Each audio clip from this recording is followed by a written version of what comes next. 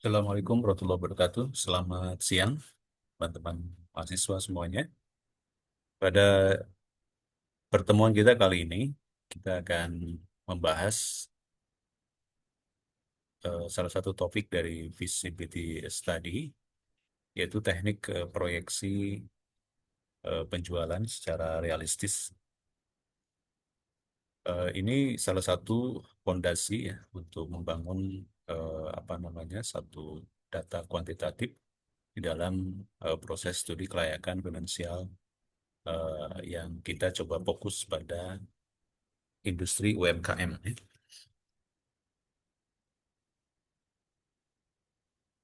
Nah, tujuan pembelajaran kita pada kesempatan kali ini adalah Anda nanti akan memahami bagaimana bisa menerapkan berbagai metode peramalan prediksi begitu dari suatu demand ya permintaan untuk UMKM.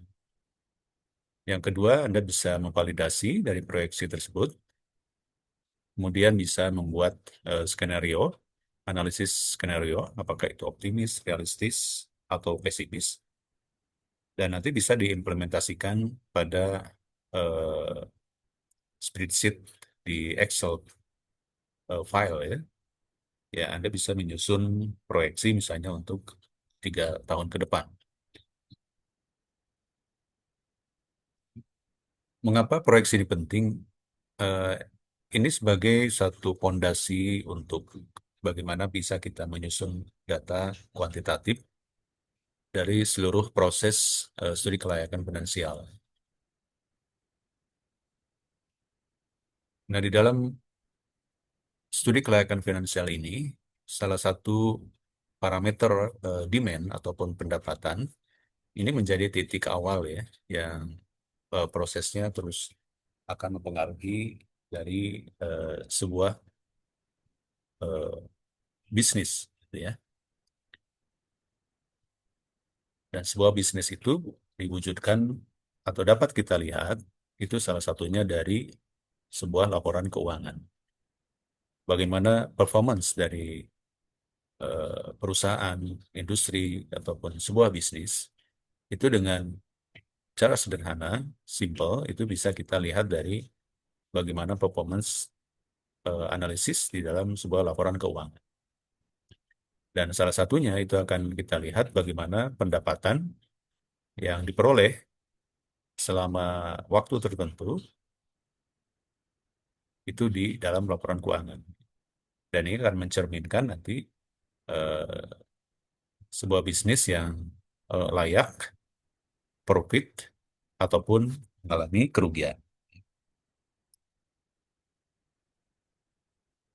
Nah, kalau kita tidak melakukan proyeksi proyeksi hal seperti ini yang terukur begitu ya, nah ini bisa seperti gambaran sebuah kapal yang berlayar yang tanpa tujuan yang jelas. Jadi tanpa instrumen tertentu untuk mengukur kemajuan dari sebuah proses pelayaran ini, proyeksi yang terukur ini sangat penting ya.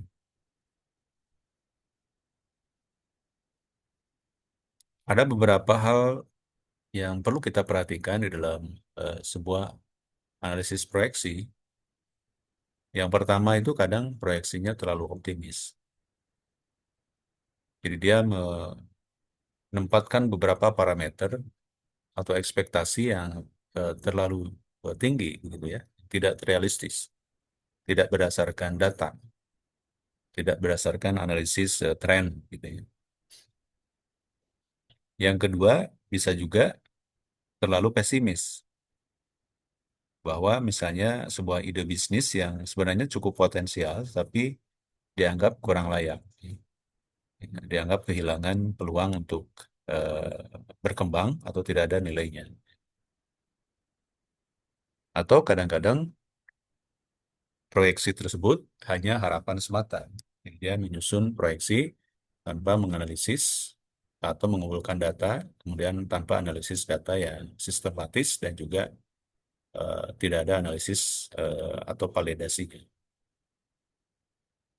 Nah, ketiga hal ini menjadi hal yang perlu kita coba camkan begitu ya. Beberapa kesalahan umum dalam sebuah analisis proyeksi.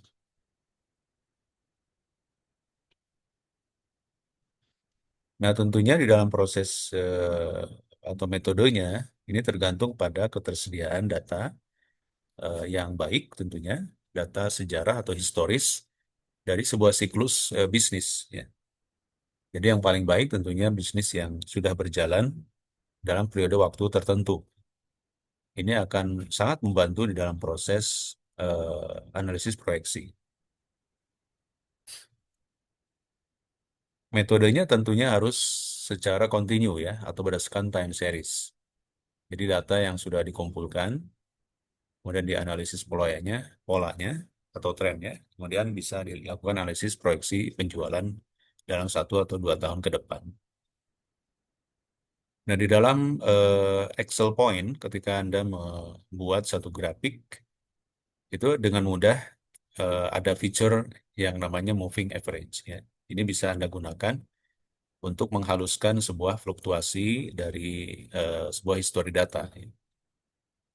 Yang kedua, bisa juga memilih fitur exponential smoothing. Ya. Nanti bisa kita praktekkan pada pertemuan sebelum UTS ya. Jadi saya beberapa pertemuan ini akan memberikan satu gambaran pengenalan ya, begitu ya, beberapa istilah dan beberapa parameter yang perlu Anda pelajari terlebih dahulu.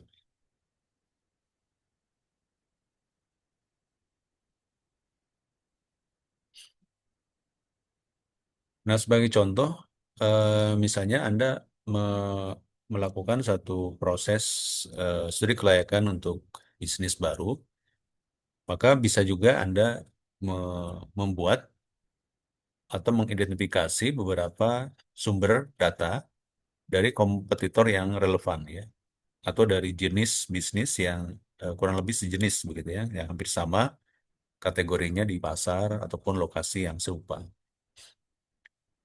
Anda bisa melakukan misalnya observasi secara langsung ya, atau kalau dia publik itu biasanya ada laporan keuangannya ya, atau juga ada beberapa kumpulan website terkait dengan data asosiasi bisnis ya.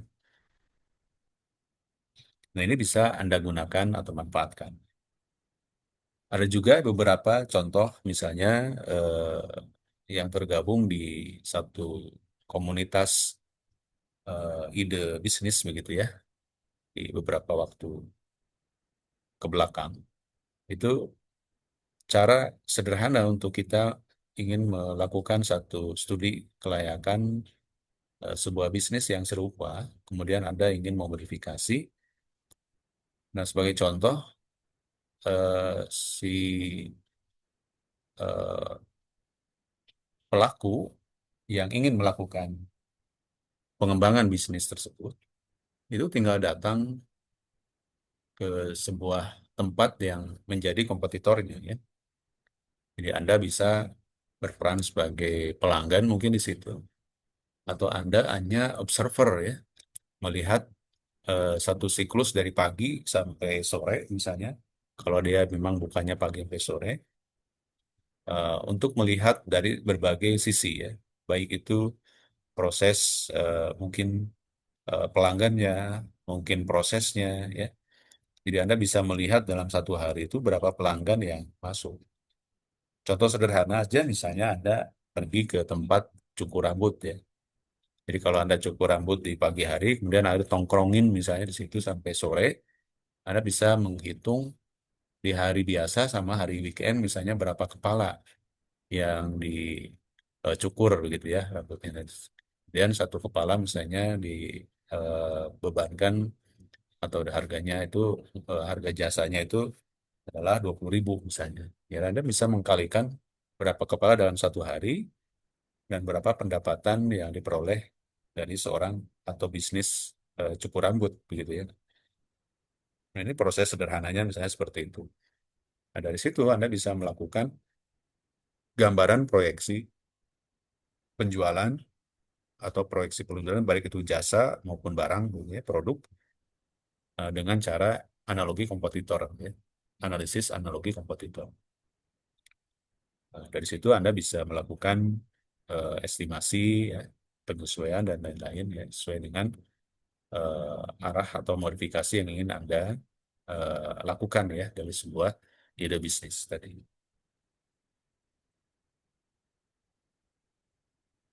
Nah, beberapa parameter yang sudah dibuat, ya, atau yang sudah diasumsikan oleh Anda tadi, itu tentunya harus divalidasi, ya, tentunya berdasarkan sumber-sumber data yang lain. Jadi bisa saja tidak hanya di satu tempat, satu lokasi, satu poin, titik poin saja, tapi mungkin bisa mengambil di beberapa tempat, ya. Jadi sehingga ada ulangan begitu. Kadang-kadang mungkin yang Anda akan menemukan pengaruh posisi, ya, strategis, atau memang dari sisi apa namanya, brand gitu, ya, sebuah brand tertentu yang mempengaruhi jumlah penjualan ataupun jumlah orang yang masuk begitu, ya, yang permintaan baik itu produk maupun jasa yang Anda observasi. Validasi ini bisa Anda eh, kategorikan dari yang istilahnya hulu sama hilir, ya. Jadi kalau hulu artinya berarti pemasoknya, ya, tentang volume pembelian, ataupun hilir yaitu data misalnya distributornya atau pengecernya, ya, tentang penjualan produk yang serupa. Jadi bisa dari pemasoknya yang pertama gitu, ya, orang tangan pertama, atau prinsipal bahasa di industrinya, atau Anda bisa di hilirnya atau atau pengecernya, ya, distributor. Biasanya kita sebut pusatnya atau cabangnya lah gitu, ya, kalau istilah simpel.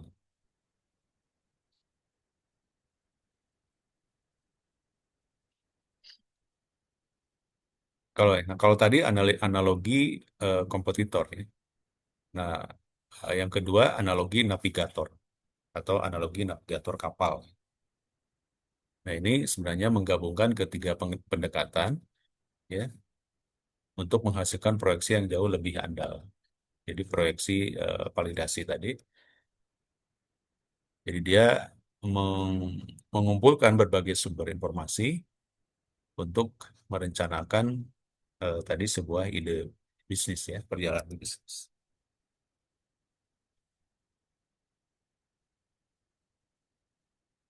Perlu juga Anda membuat satu penyusunan namanya analisis eh, skenario, ya, penjualan.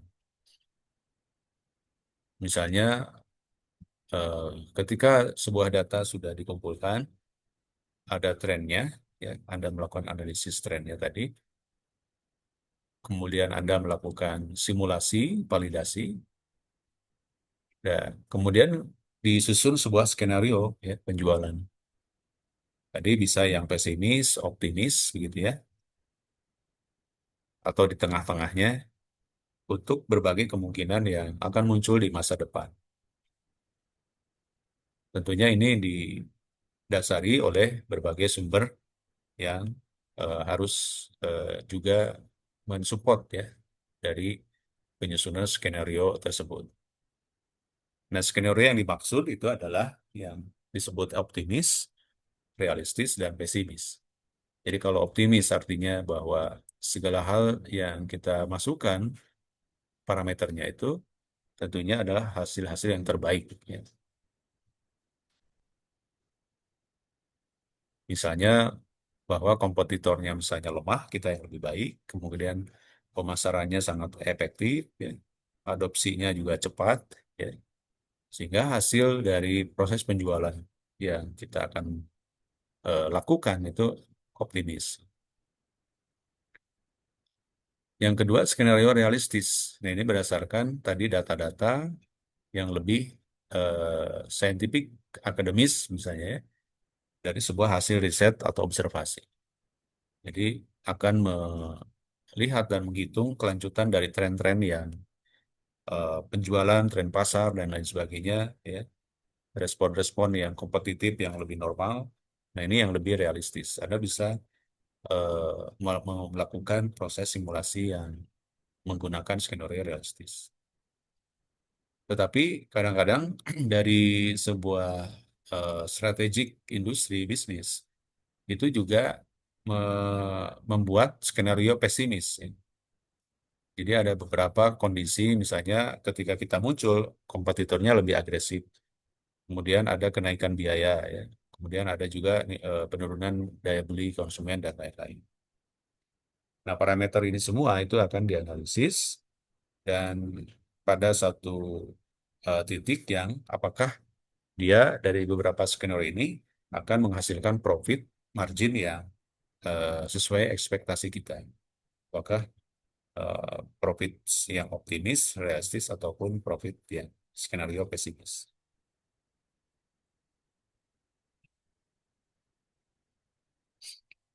Nah, ini sebagai gambaran beberapa parameter skenario optimis yang bisa Anda terapkan.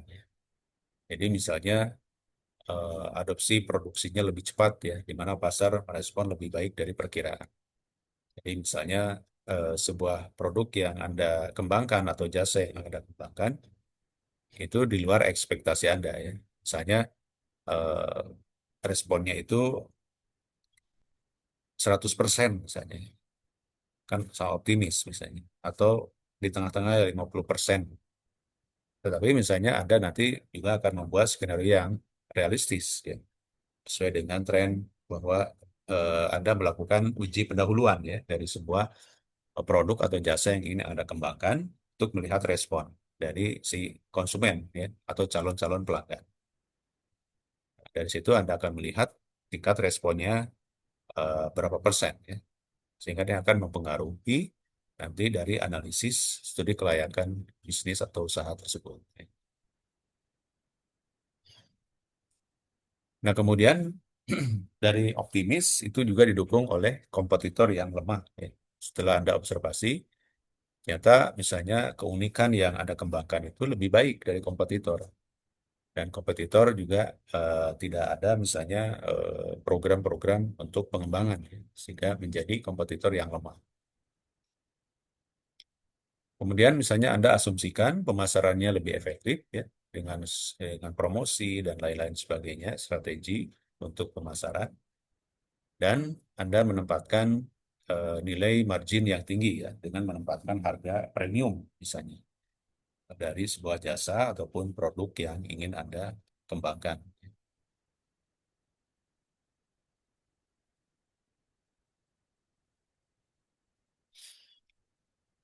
Nah, yang skenario yang lebih realistis itu didasarkan tadi pada beberapa hal yang dibangun dari sebuah data riset, ya. Eh, ada beberapa perhitungan, ya, dan biasanya ini lebih banyak dipakai gitu, ya, untuk di dalam sebuah studi kelayakan. Jadi ada beberapa nilai evaluasi, ya, dari data-data yang ada, sehingga nanti muncul ada istilah NPV dan IRR, ya, dan ada standarnya. Jadi lebih jelas, lebih realistis. Net present value, dan nanti akan belajar tentang interest rate return, ya, pengembalian nilai.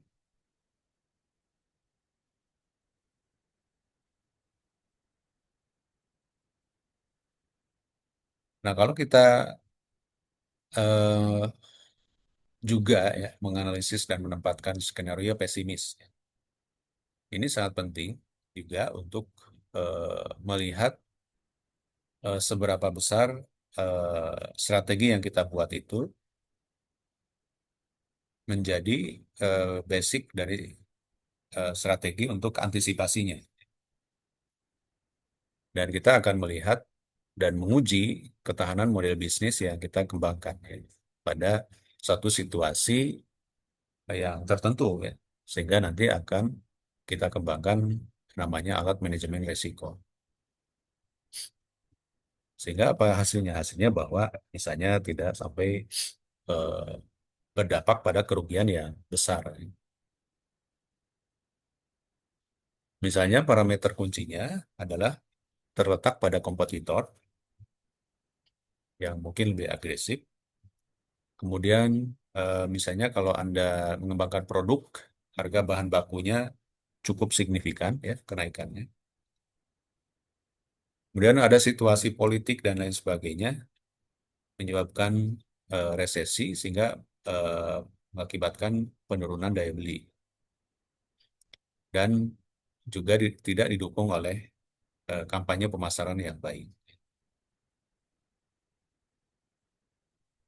Nah, dari sini maka dari asumsi-asumsi skenario pesimis, ini Anda akan bisa mengembangkan atau mengidentifikasi bagian-bagian mana yang bisa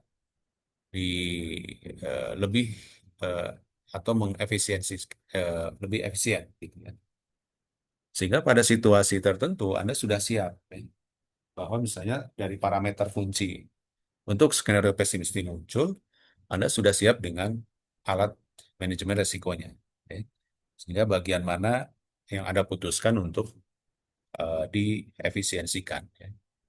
Sehingga nanti tidak menyebabkan dampak kerugian yang cukup besar.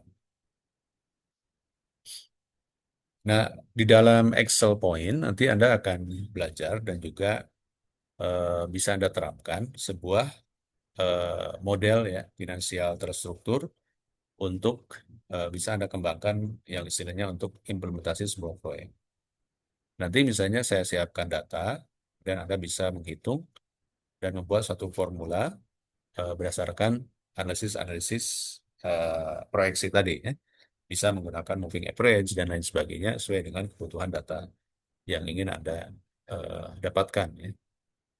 Nah, secara umum ini terdiri dari input, proses, dan output. Jadi nanti akan kita masukkan data sebagai asumsi dengan asumsi-asumsinya. Kemudian kita lakukan formulasi, perhitungan, proses, ya. Kemudian akan kita analisis outputnya atau hasil proyeksinya, yang tentunya untuk lebih mudah kita pahami ya. Dan ingin kita dapatkan sebuah data dari sebuah pertanyaan untuk pengembangan bisnis ini bagian mana misalnya. Bagian tertentu yang misalnya terkait dengan model atau bisnisnya ataupun proyeksi pelanggannya ya ataupun respon dari pelanggannya dan sebagainya. Nah, secara umum struktur tabelnya itu sederhana aja. Jadi ada biasanya dari datanya itu ada harus time series ya. Jadi ada bulan, tahun, kemudian harus lebih dari 2 atau 3 tahun lebih baik historinya. Eh, Kemudian nanti kita bisa akan munculkan unit atau jumlah pelanggannya, ya, harganya, total pendapatan, dan bisa kita juga masukkan asumsi eh, yang lainnya. Ya. Nah, formulanya sederhana aja, jadi dari berapa nilai pertumbuhan, ya, tingkat pertumbuhan, total penjualan, dan nanti bisa dibuat grafik time series dan bisa membuat satu tren moving average ya. Kemudian bisa kita buat proyeksi ke depannya seperti apa dengan asumsi-asumsi parameter tadi dari beberapa kunci yang skenario pesimis ya sehingga harus dimasukkan optimis, pesimis ataupun bisa berdasarkan parameter yang realistis ya berdasarkan riset-riset pasar dari hasil artikel, laporan keuangan dan lain-lain. Ini bisa Anda masukkan.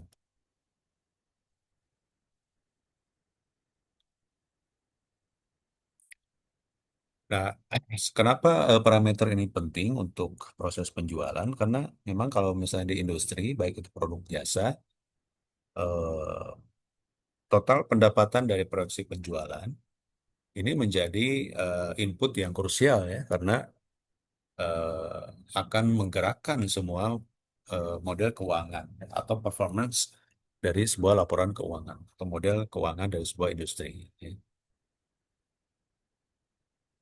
Jadi ada nilai atau hasil yang didapat begitu ya.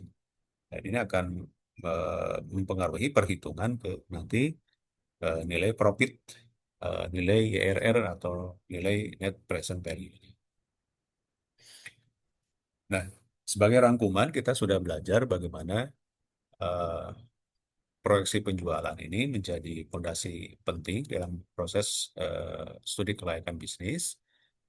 Kemudian kita sudah mengenal ya satu istilah time series dari eh, metode analisis dan perlu kita validasi dari data-data yang kita kumpulkan dan ada beberapa skenario penting yang bisa Anda terapkan yaitu optimis, realistis, dan pesimis dan satu analisis alat yang bisa kita gunakan yang umum dan simpel kita gunakan menggunakan formula di Excel Point salah satunya dengan fitur moving average ya, atau eksponensial.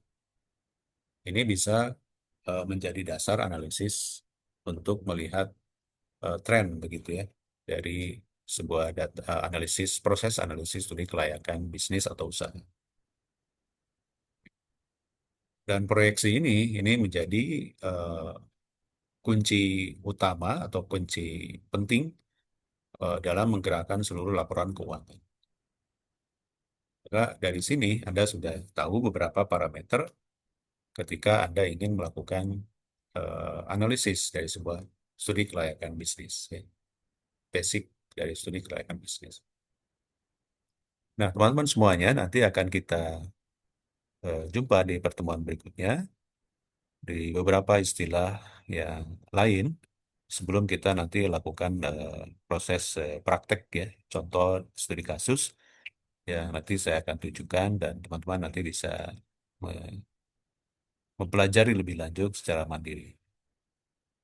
Nah, silakan Anda gabung teruskan di Google Classroom, mengerjakan beberapa tugas, guidance untuk proses pembelajaran secara mandiri, dan nanti bisa Anda submit di Google Classroom-nya, ya, sehingga nanti saya akan mudah melihat dan berikan penilaian ya dari aktivitas Anda dalam proses belajar. Kita masih ada beberapa pertemuan kembali ya sebelum nanti libur Lebaran dan ada dua pertemuan kalau tidak salah setelah Lebaran sebelum UTS. Jadi semua tugas yang saya berikan itu nanti akan muncul di UTS sehingga kalau Anda bisa mengerjakan dengan baik dan silakan gunakan berbagai teknologi yang ada untuk mempercepat produktivitas Anda dalam proses belajar. Nah, selamat belajar dan sampai jumpa di pertemuan berikutnya. Selamat siang. Assalamualaikum warahmatullahi wabarakatuh.